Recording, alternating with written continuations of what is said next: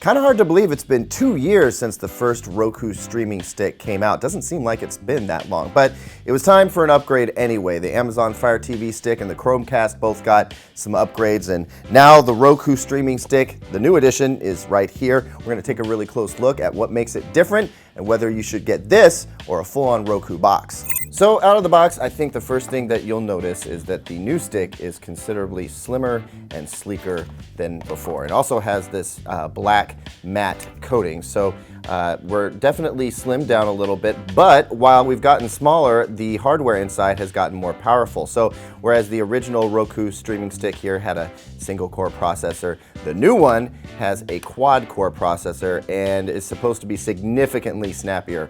One of the things that drove me nuts about the original Roku Streaming Stick's remote is this rock and bob thing that it does. And I was really hoping they would have fixed that with the new one. Unfortunately, they mitigated it just slightly. Now it just rocks faster, but it still bobs around. Maybe that's not a big deal to you. Personally, I find it annoying. What they did fix, however, is you'll notice that the OK button on the original remote was down below the cursor pad. I know that bothered a lot of people. It's kind of counterintuitive with today's devices, but they moved it right to the center of the new remote, and that was a smart move. Also in the box, you get a 6-foot USB power cable. You're gonna wanna plug this into the wall if you can. The only change here, slightly longer and a little right angle on the cable here. What's missing from this box, in my opinion, is an HDMI extension dongle. Not all TVs are created equal, and it can actually be really difficult or impossible to get these sticks installed in some situations. This is an addition that Amazon made that I think Roku could learn from. Hey, so right off the bat, I want to let you know, if you power your Roku Streaming Stick off of a non-continuously powered USB port, that means when you turn your TV off, the USB port power dies. I have great news for you. This new stick boots up in 27 seconds flat, which is 3 times faster than it was with the previous stick. So startup is definitely faster, and now that I'm navigating the menu, I use the Roku 4 at home every single day, and this feels just as fast to me. If there's any difference, I certainly can't sense it. In terms of just navigating through the apps and menus, let's pull open Netflix here and see how quickly that loads. Again, I mean, that might actually be faster than my Roku 4 at home. I did just load this particular app, so it's possible that something was cached. Let's pop open Amazon, and I suspect that this is going to go pretty quickly as well. Yeah, sure enough.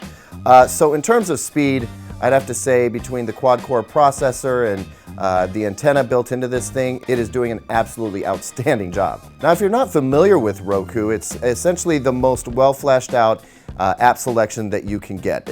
Roku has just about everything. But then you also get some cool features like My Feed. This allows you to add an actor or a particular movie name, or maybe you have a TV show, and anytime there's an update with new content available, it's going to pop up right here. Roku is also known for having the best search out there. It pulls the widest number of apps to show you what content is available and for how much, or if it's free. Now with the Roku Streaming Stick, you don't have voice search built into the remote, but if you've got an Android or iOS phone, you can use their app, which is definitely worth taking a look at. Roku Zap is one of the things that really sets it apart from its competition. In this case, it adds functionality to the streaming stick. For instance, we covered search earlier, but here I have the ability to do voice search or use a keyboard. I'll go ahead and search for House of Cards. It pulls up all the House of Cards options for me. Here's the show, and then of course I can follow the show, and that'll add it to my feed. We'll check that in just a moment. And then, I can go to any of the seasons and begin watching right away. I just grab the Netflix option, and it's going to launch it up on my screen. It's a little bit easier to manage your feed on the phone here.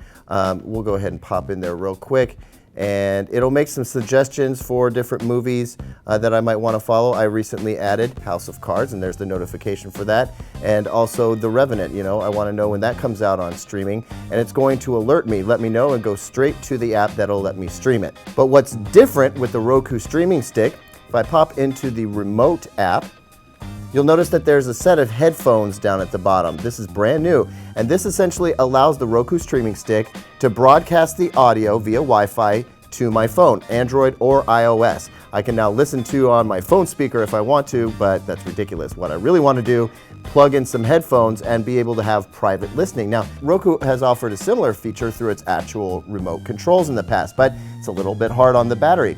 This is better audio quality, and your phone's battery doesn't take much of a hit. Without reservation, I can wholeheartedly recommend the Roku Streaming Stick. It is so much faster, super easy to use, and I love the extra features that I get through the app. Mostly the headphone listening through my phone. I think that's really awesome. So at this point, you might be wondering, well, is there any reason to get the actual Roku box? And that's a fair question. There are a few reasons. One, if you need 4K, the only way to get that is the Roku 4 in the Roku lineup. And if you want to watch external media, say through a USB drive, you're going to need that hard port connection, which you have to get through the box. And also, there's no external storage with a stick. So there are a few limitations, but I think for most folks that just want to have a convenient or an even portable way to take their Roku streaming experience with them, the Roku Streaming Stick is an absolute deal at $50.